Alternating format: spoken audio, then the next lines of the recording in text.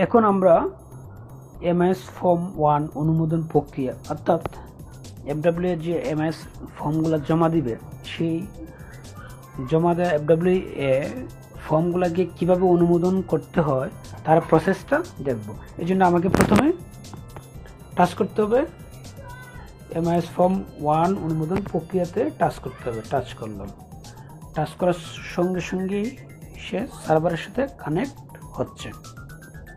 দেখেন ইয়ার 2020, ঠিক আছে।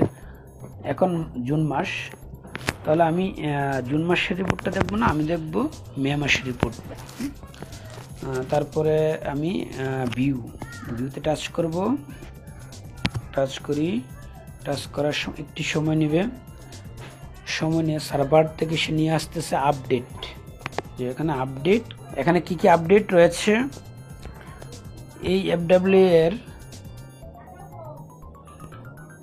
এখানে পেন্ডিং রয়েছে, দেখেন স্ট্যাটাস নট সাবমিটেড, কিন্তু এই জায়গা রয়েছে পেন্ডিং। নুরুন্নাহার বেগমের পেন্ডিং রয়েছে। তাহলে আমরা এই জায়গা টাচ করব। আমরা যাই, এখানে গিয়ে দেখি আমাকে টাচ করতে হবে। প্রথমে আমি রিপোর্টটা এখান থেকে দেখব, তারপরে আমাকে অনুমোদন করতে হবে। তাহলে আমি টাচ করি এই ভিউতে টাচ করার সঙ্গে সঙ্গে সে রিপোর্ট নিয়ে আসতেছে। রিপোর্ট কি নিয়ে আসছে দেখেন, ওই যা আছে আগের মতো আমি যা বলছি, সিআর আছে 60%।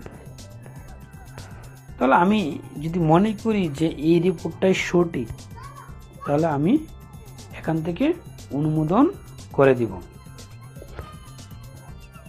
আর যদি মনে করি যে রিপোর্টটা সঠিক নয়, তাহলে আমি অনুমোদন করব না। তাহলে আমাকে এখন আগে আমি ভিউতে টাচ করছি, আমি এট এ গ্লান্স রিপোর্টের সকল অংশ দেখব। আর এখন আমি টাচ করব রিপোর্টটা অনুমোদন করার জন্য।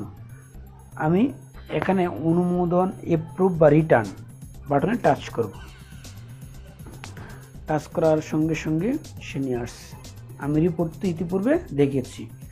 এখন এখানে দুই রকমের লেখা আছে, একটা হচ্ছে অ্যাপ্রুভ আর একটা হচ্ছে রিটার্ন। যদি আমার কাছে মনে হয় যে রিপোর্টটা ভুল, তাহলে আমি রিটার্ন করব। আর যদি মনে হয় রিপোর্টে সব ঠিকঠাক আছে, আমি অ্যাপ্রুভ বাটনে টাচ করব। টাচ করার সঙ্গে সঙ্গে সার্ভারের সাথে কানেক্ট হবে, কানেক্ট হয়ে সে নিয়ে নেবে। দেখেন এখন নুরুন্নাহার অ্যাপ্রুভ। এখন আমি যদি মনে করি যে সম্পারানী দেব, তার রিপোর্টটা আমি একটু এক নজরে, এটা তো জমা হয়ে গেছে, এটা দেখা যাবে না। তারপরে পেন্ডিং নুরুন্নাহার পেয়ে গেছি।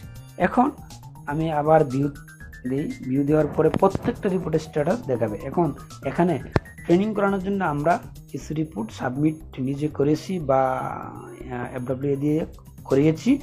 এখানে সঠিক তথ্য নাও মিলতে পারে। দেখেন এখানে আমি দেখাচ্ছি, এখানে ইউনিট দেখাচ্ছে 8টা, আসলে তো 8টা ইউনিট হয় না।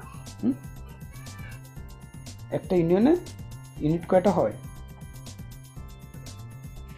8টা হতে পারে, কিন্তু ভুল যে জায়গা সে জায়গা দেখেন 3-এর খ হয়ে গেছে অনেকবার। তাহলে যাই হোক, আমরা একটু কাজ করি। এখন আমরা এটা ক্লোজ করে দেব, ব্যাকে যাই।